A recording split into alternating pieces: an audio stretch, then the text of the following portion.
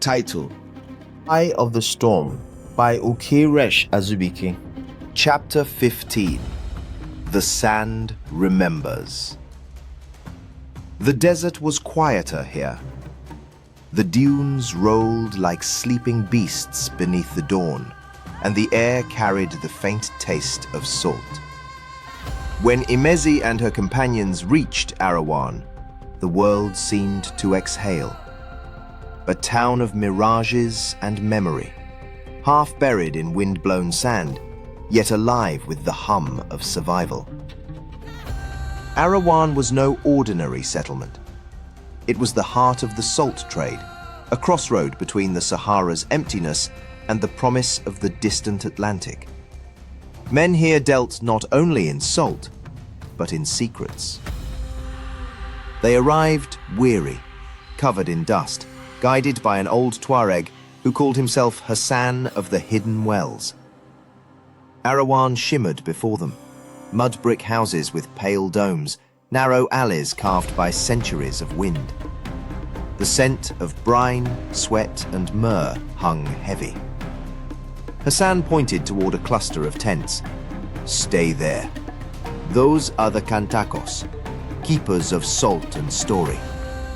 They will feed you, and perhaps tell you what you seek." Inside one of the tents, an elder sat cross-legged before a table of salt blocks stacked like miniature temples. His name was Baba Idris, a man whose beard was white as the dunes and whose eyes saw too much. "You come from Timbuktu," he said without introduction, "and you bring with you the smell of old storms." Imezi bowed slightly. "We seek passage to the coast, but also knowledge." The old man, a low, dry sound.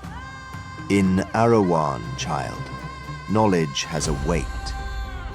Like salt, it preserves or it burns." That evening, while the desert wind howled outside, Baba Idris opened a chest made of dark wood and lined with camel hide.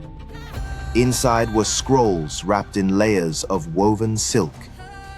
He unrolled one carefully. The ink shimmered faintly under the lantern light. Symbols swirling in a script neither Arabic nor Nsibidi, but something older, something that pulsed with memory. Zara leaned closer. "What language is that?" "None, Baba Idris, and all. The tongue of the ancient ones." He looked at Imezi and Kezie. "It speaks of a mirror, not of glass, but of being. The mirror of Uwa. It is said to show not your reflection, but the thread of your essence. Those who gaze upon it either lose their souls or find them." Iwuji stirred in the shadows. "And those who find it," he said grimly, "never remain the same." Imezi turned to him. "Oh, praise to Chi-Uku," she gasped. "You survived." "Not as mortal as I thought, after all," Iwuji replied with a faint smile. Zara ran to him and hugged him like a daughter would a father returning from war. "It's so good to see you," she whispered.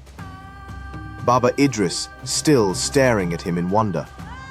"You speak of this mirror like you actually know what it is. Do tell, how would you know of such things that are only whispered of in quiet conclaves of scholarly men?" He hesitated, then nodded. "We all do, though most pretend not to. The mirror is bound to their kind, to our kind." Turning to Kezie, "It can reveal where your Iyi Uwa lies buried, or destroy the link entirely." Kezie frowned. "You mean it could make us mortal?" "Or erase you," Iwuji said flatly.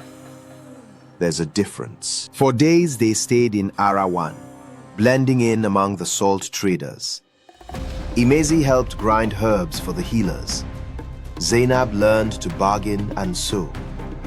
Kezie worked among the camel keepers. And Iwuji, older and weary, shared stories with the desert mystics over cups of mint tea. For a fleeting moment, it felt almost like peace. At night, Imezi would sit atop a dune, staring at the endless horizon. Kezie would join her sometimes, throwing pebbles into the dark. They would speak little. The silence between them was comfortable, until it wasn't. One night, she said softly, "You ever wonder if we'll ever just stop running?" He smiled faintly. "Maybe when the desert grows tired of chasing us." "I mean it," she said. "Do you think there's a place for us to just be?" Kezie looked at her then, and there was something ancient in his eyes. "We are the storm, Imezi. We don't rest. We move." But peace, as always, was a mirage. The calamity came not as an army, but as the earth's own betrayal. On the seventh night, the wind shifted. Cold, violent. The dunes howled. Then the ground trembled. From the northern ridge, a caravan of soldiers approached, raiders from Tuat, armed with muskets and greed. They came for salt, slaves, and plunder. "Hide the scrolls!" Baba Idris shouted.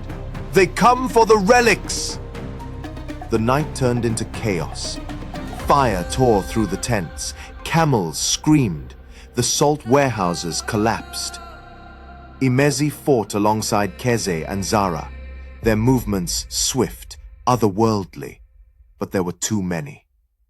In the smoke and confusion, Iwuji appeared at her side, blood streaking his brow. "Go!" he shouted. "Get her out!" "No!" Imezi started, but his voice was already lost in the roar of gunfire. He turned back toward the invaders, his blade flashing once. Then a musket cracked. He fell. "Iwuji!" Kezie grabbed her arm. "We have to go!" But before she could move, the ground gave way. A blast from a powder keg collapsing the earth beneath them. She fell into darkness, sand swallowing her scream. When she awoke, there was silence. Only Zara lay beside her, coughing. "Kezie?" Imezi rasped. "Where's Kezie?" Zara looked around wildly. "I don't know. He was just here." But there was nothing. No tracks. No voice, just the emptiness of the desert swallowing everything. Days passed.